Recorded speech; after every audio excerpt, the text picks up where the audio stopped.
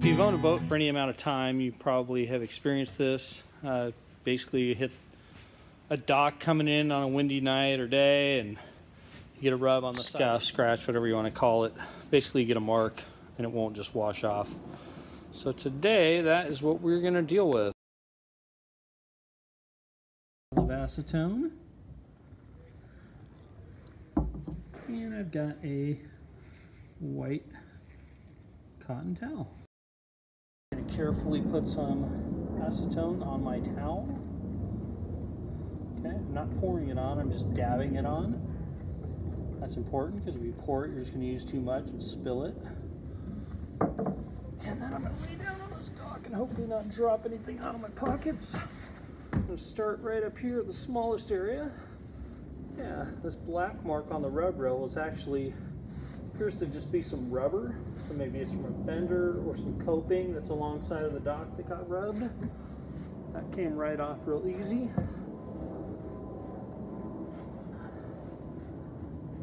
This appears to also be coming off real easily. But I'm going to wipe off with my dry part of my towel to get any of that remaining chemical off the gel coat once it's done what I need, which is removing this little transfer scuff. Okay, and I'm just going to go right down the whole mark and do that same process,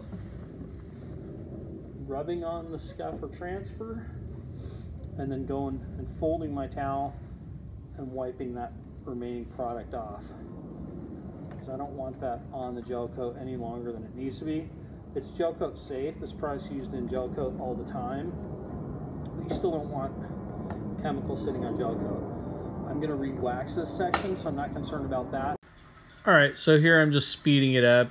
Don't need to bore you to tears with how to do it, but you can kind of get a feel for the process by seeing, you know, I'm just following the scratch all the way down.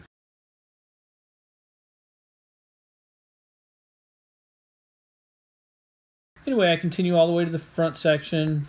It all comes off nice and easy. The acetone works perfectly. And here is the finished result after just removal of that scuff. I haven't waxed yet here.